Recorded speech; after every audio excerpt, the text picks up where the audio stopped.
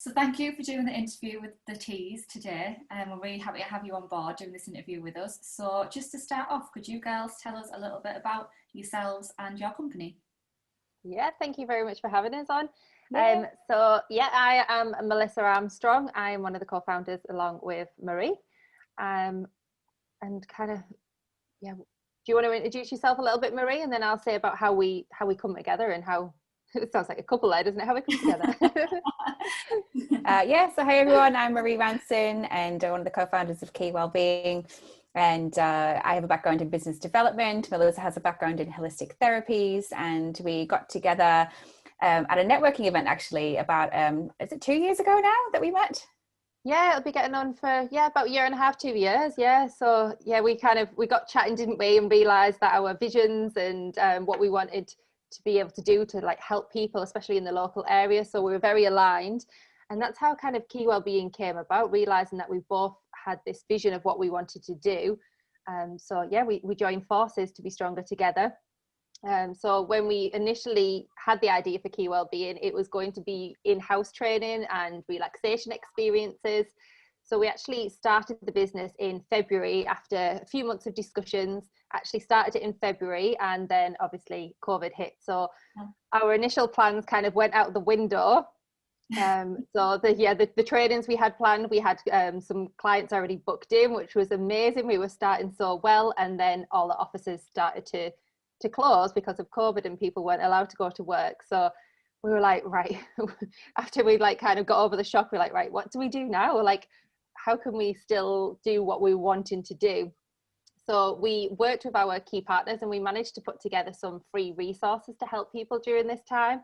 So we housed that originally on our website. So we had meditations on there, we had exercise videos to help, nutrition, tips from working from home, and it was really popular, and that kind of made us think, right, well, this is really helping people. How can we take this a step further? So that's how Key Wellbeing Hub was born, which is our digital platform. That's amazing and very timely as well, isn't it, this year? Because I think people were looking for answers. So for people like yourselves to have, I mean, I know it's a little bit bad timing in terms of what your plans were, but the fact you had all those resources and you could get that out to people, I think people were probably very grateful for that kind of information, were there? Yeah, there were. We had some lovely messages of people who had said like they'd never tried a meditation before and it helped them, or they tried yoga for the first time and it was really, really helpful to them. So it was lovely to be able to know we were helping in some way, because it was new to everybody, wasn't it? No one's ever experienced anything like this, and if we've got the tools to be able to help people, then that's what we wanted to do. Oh, well done. That's amazing. Did you want to add anything to that answer, Marie, or I'll move on to the next one? I think Mel's explained it pretty well. Cool. So it's been a tough year in 2020, as we've already discussed. How have you seen employee wellbeing needs change this year? I think they've changed quite a lot. I think that obviously a lot of people are working remotely now, and perhaps in the past we were sometimes guilty of thinking that people that were working at home were just sitting up with their feet up and watching TV, just maybe going on little errands. But the truth is people are actually working even harder. People are working longer hours. There's no commute anymore, so there's no buffer really between home and work. And a lot of people are homeschooling now, and so it's this whole sort of blur that we've got to deal with and try and figure out how we can keep ourselves well through this time when it's so easy just to keep going and going and going and becoming more frazzled. And I think a lot of people are experiencing that in 2020 for sure. And so for companies, it really is about thinking about, okay, well, I have a duty of care to look after the physical and mental well-being of my staff. And so how can I do that? And it is a bit more of a challenge with people working remotely, but it's not impossible. So what can we do to sort of provide them with resources, or how can I offer maybe opportunities for people to feel more included? Because I think that's probably one of the other things that we're experiencing now, isn't it? We're all sort of distant socially and physically. And this idea of not feeling included in the team, or not feeling included in the project that's happening, or not having that connection with our co-workers like we used to, is really challenging. It's hard to get work done. It's hard to feel like you're still part of the crew. And it's a challenge for managers, isn't it? How can we create more opportunities for people to feel included and seen and understood with the challenges that we're all facing. No, that makes perfect sense, and I can imagine so many people in workplaces are going to need the help, even whether it's the team members, the managers, the business owners. Do you find you get different questions from like the different kind of levels of people in the company? Yeah, 100%. I think that for managers, it's a bit of a challenge now, isn't it? Because everyone's screaming about how important mental health is, and we all know that. But as a manager, suddenly when COVID hit, not only have you got everything that you were already responsible for, but now suddenly you're expected to suddenly understand mental health in some way, at least to be able to signpost, support, spot those things happening within your team. And no one's trained you on that. How would you know? So yeah, we do get questions from managers and senior leaders and people that are managing teams about how to educate themselves on being able to spot that within their teams and how they can avoid it and how they can best manage it. And then further down, we've got employees just wanting to keep themselves sane and healthy at home, right? So what resources are they going to be able to access on their phone or on their laptop or just on the go? And just wanting to feel like their employer supports them, I think, is something that people are really looking for. And that's something that people are going to really remember when this is all over. Yeah, no, I could not agree more. Obviously, from the conversations I've had with all of my friends who are all working from home, all in different industries, different companies, and some of them, they're constantly saying that they're really well supported, they're really happy with the company. It's made them so much more grateful for the people they work for. But then on the flip side, it's the ones who haven't been supportive, haven't been helpful, have been really tough on them, and they've thought, actually, this company's shown themselves to be the complete opposite of who I want to work for during this time. So I'm sure whichever side they're on, they're so grateful to have someone like you guys who they can go to, who are neutral and give professional advice. Yeah, absolutely. It's really an honor to be able to do that. And for us as well, you know, this time has really given us, you know, a bit of time to create more support for people in this situation. So we were forced out of workplaces, as Mel was saying, and now we're working behind a screen as well, just like a lot of people. And so we know, you know, what helps us to stay healthy during the day as well. And we know we're always encouraging each other, aren't we, Mel, to definitely. You got your exercise in, like how are you feeling? And just, you know, really having comfort breaks as well, because I think people are there's that work-life blur where, like you say, they're not getting that time in between home and work where they're commuting to have the radio on or to have the Audible book or something on. So you need to have that time to kind of get yourself in the right frame of mind as well. So having that little bit of time to exercise or even just having a walk around the block and getting a bit of fresh air is so important. And we all know we should be doing it, but sometimes we don't because there's no one to tell us. So if you have someone like you who goes, no, you need to be doing that, this will help you, then it's so much better. I know I should be going for daily walks, but I don't. One of the things that we're seeing working quite well in some of the companies that we're speaking to is just the idea of putting in a virtual commute. So putting something in your calendar where it's half an hour, 45 minutes, whatever that time was that used to be yours, even though you used to hate it at the time, that was the time that you listened to your audiobook. That was the time that you called a friend. That was the time that you put your tunes on and were singing to yourself in the car, whatever it was. It sounds silly, but it was your time. And it was like that buffer that you had between home and work. And so putting in a virtual commute and having that time for yourself, I think is a really good idea, that it's a free and easy thing that a lot of people can do. Yeah, I think that's a fantastic idea. I agree. Yeah. So you cover the 5 areas to wellbeing on your digital wellbeing platform, the Key Wellbeing Hub. One of the main areas you focus on is education. Why do you believe that this is so important? Well, it comes out of the knowledge is power, isn't it? And so providing access for employers, for the employers to access for their employees even, it just gives them the opportunity to educate themselves on why they're feeling certain ways. So sometimes we can go through life and you can be struggling and you don't know why. So having that knowledge to be able to understand why you're feeling that way, because there's almost been a stigma around mental health, and it's that lack of knowledge and that lack of understanding that I think comes with that stigma. So we really wanted to provide something that was educational, that was fun, and that was engaging. So we've got some e-learning videos on there, which are quite short ones as well, so it's easy for people to digest, and it just yeah, it just educates them, and then in turn that'll empower them as well, to know they've got the tools to deal with the things that are going on. So we've got like things like mental health awareness, we've got stress management. There's lots on there. And with Marie just saying as well about managers having to take on even more struggles now than they already did. So we've got mental health awareness for managers as well, so they can understand how they can help their staff or where they need to signpost them to, because they don't need to be a counsellor. That's not their job either, but it's just knowing how to open up them conversations and being able to signpost. So hopefully the education and the knowledge will break down that stigma. Yeah. One of the other, just to pick up on that point, one of the things that we picked up in the feedback when we were building this is, to your point about stigma, Mel, people not feeling comfortable even accessing the services that an employer would provide for fear of them seeing, oh, okay, Marie's accessed mental health awareness, oh, there's something going on there. And so they're even reluctant to click on that help. So one of the things that we've done is we've made the hub use, the Key Wellbeing hub use, anonymous.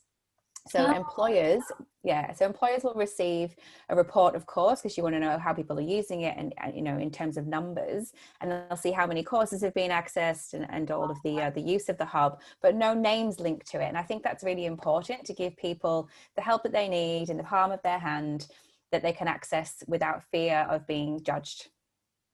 That's really good. And it's so important, because that's one of the reasons people tend not to speak up, isn't it? Because they're scared of being judged and what people think. So being able to hide kind of who they are, it's a good idea, really good idea.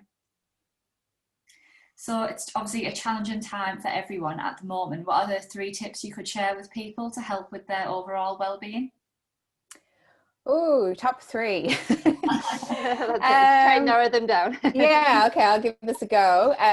Okay, so I think one of the first and most important things is to stop and to tune in to how you're really feeling and what it is that you need.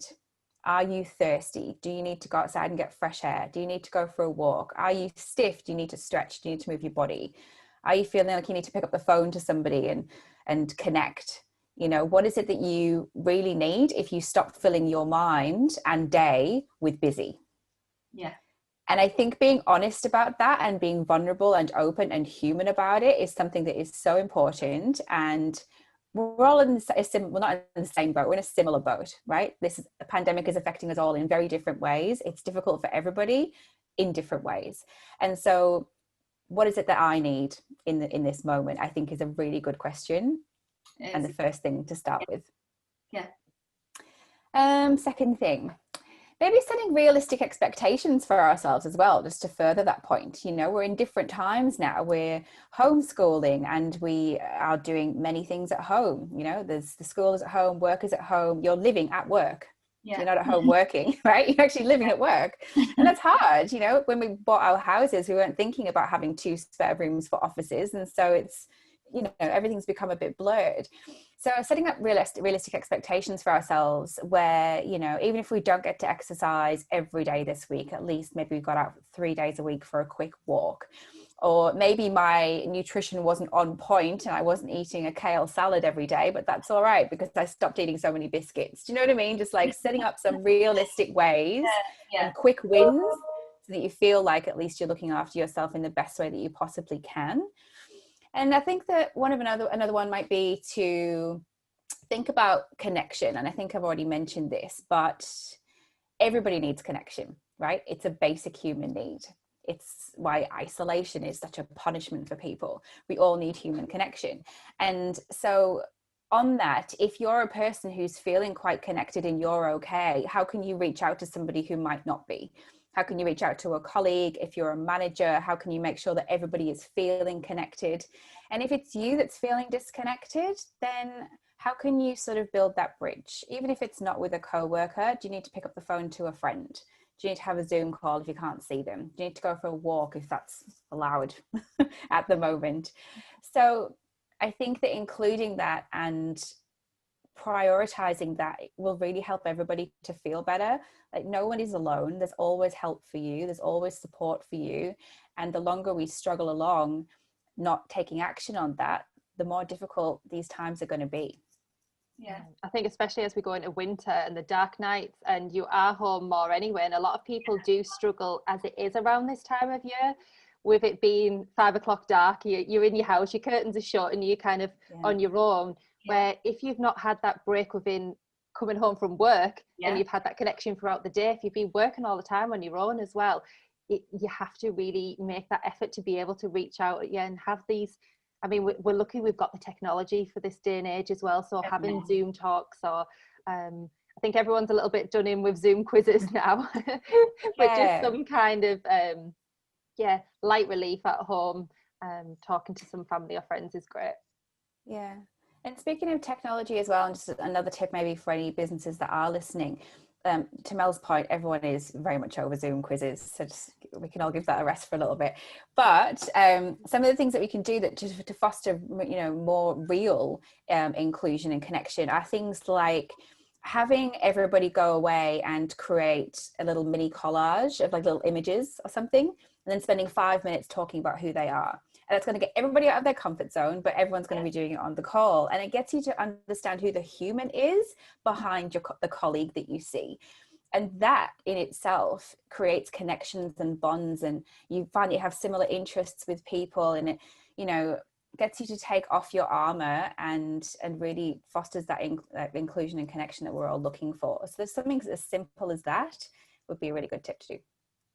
I think that's one of the great things, isn't it? We've really got to see the human behind their job title, especially when there's like lots of things going on in the background. I've had to homeschool and you're like popping the kids out while you're on your meetings, but people are understanding that happens, that they could be in a meeting and you kind of pre-warn people, look, my child might come in.